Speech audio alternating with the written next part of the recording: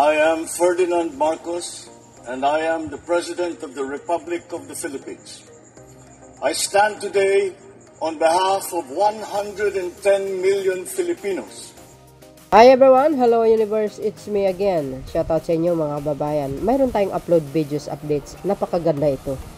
Kasi, ito si Ombudsman Remulla. Pag ito nangyari mga kababayan, sinasabi ko sa inyo, siya lang pinakamagaling na ombudsman sa kasaysayan. Hindi tulad ng iba.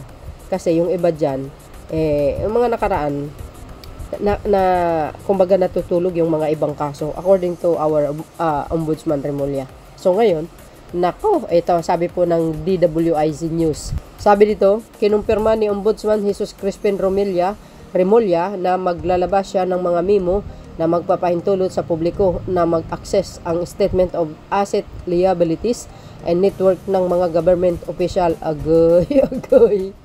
Ayon kay Ombudsman Remulla, target nilang mailabas ang nasabing dokumento sa darating na Miyerkules. OM Paktay tayo nito mga bes. So means, kasama po ang Pangulo. Pag sinabi mo government official, oy nako, lahat-lahat yan. Dahil dito mga bes, maganda ito kasi malalaman dito kung lumubo ba ang kita mo sa loob ng mga ilang taon, ano bang klaseng business ang mayroon ka. Siyempre very questionable yan. So, dahil dyan mga bes, isa na po si dating Speaker Martin. Pero bago naging ombudsman si Remulla, mga kababayan, nauna na si Speaker Martin. Oo, and for sure, ang Pangulong Marcos Jr., ganun din. Kasi, sa totoo lang, nung siya po ay naging senador, nilabas niya din ang kanyang salin. Si Pangulong Marcos Jr., nasa sa Google siya ewan ko lang kung, kung bang, mayroon pa sa Google na makikita. Pero ang alam ko, naglabas siya ng salin niya, ang Pangulo. Kaya, itong sa press conference kasi ni Ombudsman Remulla, nasabi niya po ito mga kababayan, mayroon tayong video dyan. Kaya, medyo aligaga yung iba, mga bes. Mga salin ng government official, maaari nang ma-access ng publiko. Agay. Sino kaya ang kawatan, no? For sure, baka hindi naman lahat ng government official ganun sila, pero sa akin lang, sa kaisipan ko lamang, sino kaya ang nagnininok? Siyempre including si Ombudsman Remulla, sinabi niya na po yan sa kanyang press conference. So dahil dito mga kababayan, kakasa kaya ang magkapatid na Duterte, dapat kailangan nila mailabas ang kanilang salin sa publiko. Di ba? Abangan po natin yan. Hindi lang yan.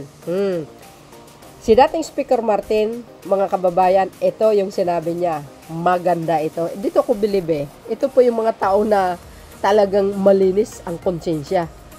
Ito. Tingnan nyo Nako, medyo tagilid po ang mga iba dito. Ito, matapang yung sinabi, sabi ng Inquirer.net, ito, research nyo, para maniwala kayo. Sabi dito, Speaker salin filed, open for review, unlike those of the Duterte's spoke agay.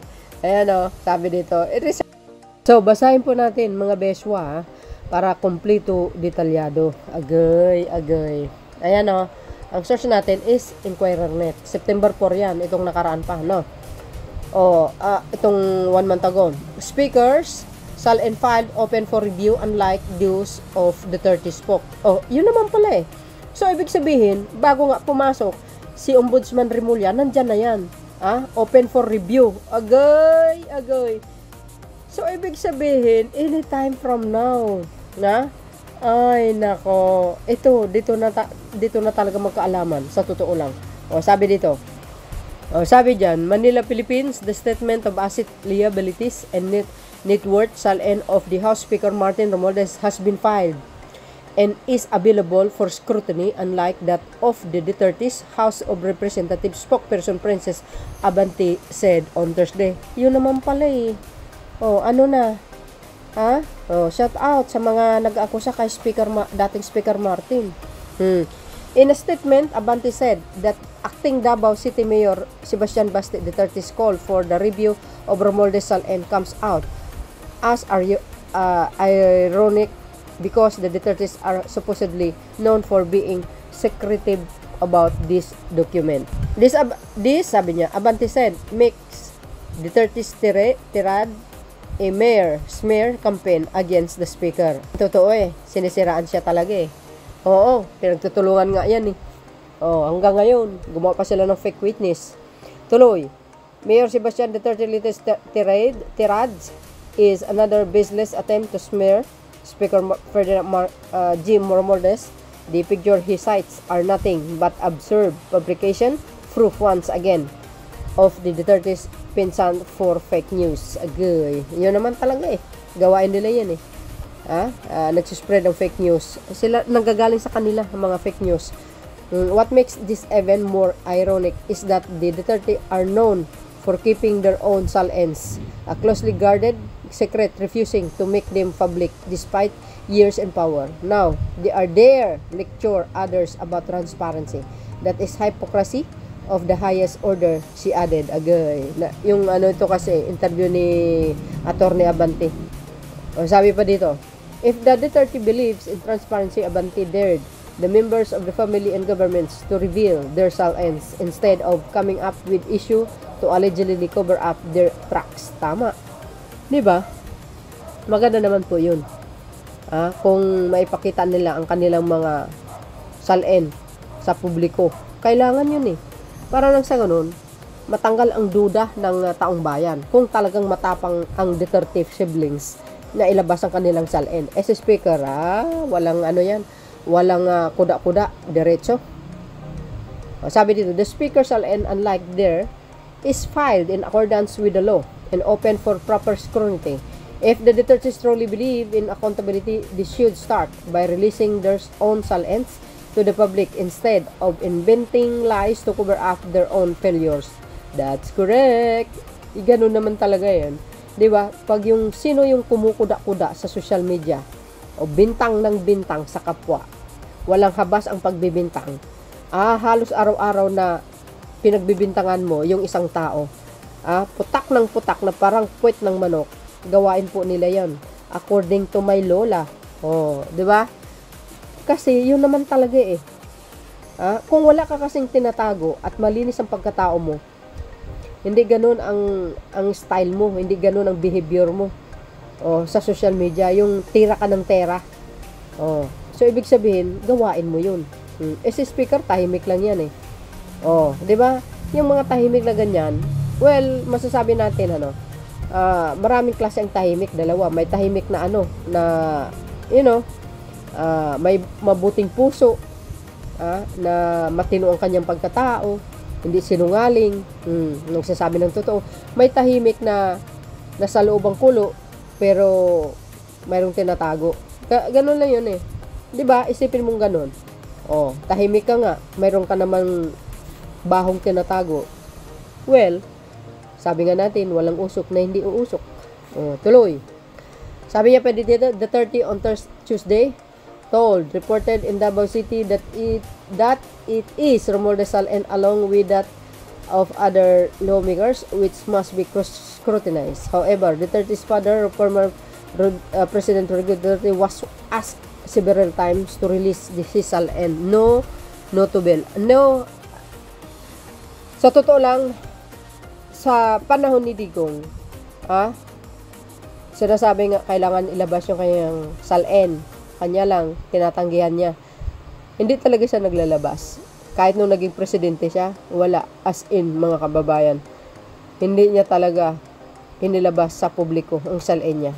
Kaya magugulat ka na lang. Ay, nako po.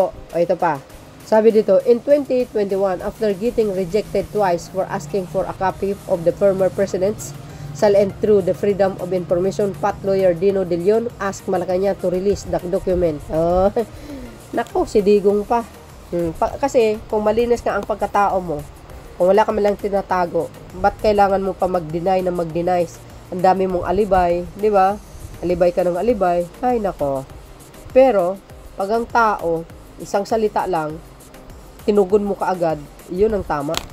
Diba? Oh. Tuloy, sabi dito, De Leon made this move after the Office of the Ombudsman rejected the request of several lawyers to release a copy of the 30 SALN. Yan si Marites. Masasabi natin, walang nagawa yan. Basta pagdating sa Duterte, pabor. Pabor. Oh, yan. Pero sa Marcos administration, walang pabor. Then, on September of the same year, Ombudsman Samuel Martires said that he believes people making commentaries on public officials and should face a penalty of 5 years in prison. Jesus, buti naman at nag-resign. Wala kasing kakwenta-kwenta. Martires said he relayed his plan to propose an amendments on Republic Act number 6713 for the Code of Conduct and Ethical Standard for the public official and employees before the House of Committee on Appropriation of the 18th Congress when asked why his office refuses to release SALN. Yan, si Marites. Walang ginawang tama. O, di ba? Protector ng ano yan ng Dutae. Kung hindi sa protector, bakit hindi niya gawin yun? O, yan. Kaya, never na nakita ang SALN ni Digong hanggang umalis. Di ba? Yung sa hearing ng Quadcom nga, sinasabi na kailangan ilabas ang SALN niya. Sabi niya, I'm ready. Di ba? To ipipirmahan niya daw yung waiver. Sus, pagkatapos lang ng ilang minuto, nagbago isip niya. Anong kapalit daw? Sampalin ko sa publiko, sabi niya kay dating Senator Trillanes, kaya nagkaroon ng yun, ng tension nung that time na yun. Napanood nyo yun? Yun, mga base. See? So, yan ang sinabi ng spokesperson na si Abante. Nakalkal ko kasi ito ayan Speaker SALN filed open for review unlike those of the Dutertes, sabi ni Spock. Diba? Yan. Sabi po ng nagko-comment dito, dapat lahat ng official po mula presidente pababa. Yes. Si PBBM, asahan nyo po yun. Walang yan, walang kuda-kuda, diretso. Yan, turo kayo ng turo. Kayo gayon. Kayo ngayon, magpabukas ng SALN nyo, lalo na yung si Piatos at Chis. Tama. Kailangan din waiver ng bank account ng mga Duterte. Natural. Magkakagulo na lang ang Pilipinas, hindi aayos ang mga Duterte at mga DDS. Demonyo ang mga utak niyan. Dapat sa mga yan ay makulong, bawiin ang mga ninakaw. Korekto. Nakakainis, huwag nyo ilihis ang usapan ng korupsyon kasi po for the past 3 years of this admin, the corruption is massive without any progressive project seen but trillions of fund loss. Doon kayo kasi nakafocus sa korupsyon, pero hindi nyo malang inisip na dekada na po nangyayari. Why not na hindi kayo magpasalamat sa Pangulo na siya po ang nag-expose? Kung hindi niya in-expose yan, the next administration baka mas malala pa. Papasalamat tayo dahil mayroon tayong Pangulo na talagang matapang. Di ba? Hindi nyo po pwedeng itambak lang sa Marcos administration. Why? Kasi yung corruption na yan, siya lang po ang nagmana. Remember, lagi kong sinasabi, yung mga contractors na ngayon ay nasasangkot, Diskaya, Sims, Wawa Builders, marami pang iba. Mga contractors na yan at yung mga DA na nasangkot sa pagnanakaw ng pera ng bayan at ibang opisyal, anong bang taon yan? Nag-umpisa ang mga yan. Siyempre, sa panahon ni Digong pa. And the rest pa. Diba? So, ngayon lang, natuklasan sa panahon ni Pangulong Marcos Jr. Kaya hindi nyo pwedeng sabihin na sa panahon ni Pangulong Marcos, massive. Yes! Talagang massive yan kasi ngayon lang natuklasan. Namihasa na sila. Ayan, naka-open na ang kay ex House Speaker. Sino susunod? Tama! Di lang sila mula. Kayong lahat, agay. Senator Quezon. Ayan, 4 hours ago. Taong bayan, dapat lahat loyalis. Mga Duterte lang, agay. Huwag mga Duterte lang. Yes, haha. Ani kayang palusot na naman ni Duterte dito. Natakpan na ang... No, hindi yun. Iba ang nag-iimbis na sa flood control, tuloy-tuloy po ang investigasyon dyan. Baka marami naman silang dahilan dyan, maglabasan na. That's nice, Congressman Romualdez, be transparent for them to follow. That's correct. Yan ang gusto ko kay dating Speaker Martin, very open siya. So, dyan mo lang makikita na wala po siyang tinatago. Very open. So, ibig sabihin, ready to anong sabi dito? Ready to review na. So, ibig sabihin, nandoon na. Yan, dahil mayroon tayong bagong ombudsman, madali na lang kay Speaker. Ilalabas anytime from now. Anong sabi ni Ombudsman Remulla? This coming Wednesday. Ay, naku po. Ayan na po. Ay, ako, saludo ako kay Speaker Martin. Kahit tinitira siya ng mga Duterte kampo. Yung mga Duterte black. Ginawan pa siya ng issue. Di ba? Fake witness pa more. Kaya nga sabi ni dating Speaker Martin, I will fight back. Ibig sabihin? Sabi ni dating Speaker Martin, I will fight back with evidence. Remember guys, bilyonaryo po yan. Kaya wala tayong maaasahan din sa mga Duterte siblings kung sila po ay ready sa mga ganyang paglalabas ng kanilang salin. Pero yan, kailangan nilang mailabas kasi nga, 'di ba? Nasa batas po 'yan. Kaya ayaw nila umupo bilang ombudsman si dating Secretary Remulla. Ngayon yung ombudsman na. 'Di ba? Sabi ko nga, kaya nga galit na galit sila. Kaya ombudsman Remulla dahil po nga diyan. 'Di ba? Matinik itong ombudsman ngayon. Pag ito nangyari, sinasabi ko sa inyo, wala na. Ma-expose ang lahat ng mga baho. Well, I think hindi naman lahat. May mga iba siguro, lumobo ang kanilang bank accounts. Ay, siyempre, questionin yun. 'Di ba? Bakit lumobo yung bank account mo? Where those money came from? What is your business? Ano pa ang mga ibang business mo? Siyempre ba, 'di ba, ilalatag mo yun?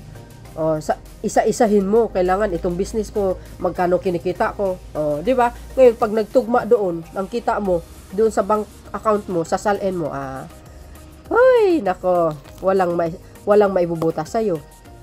'Di ba? Ligtas ka.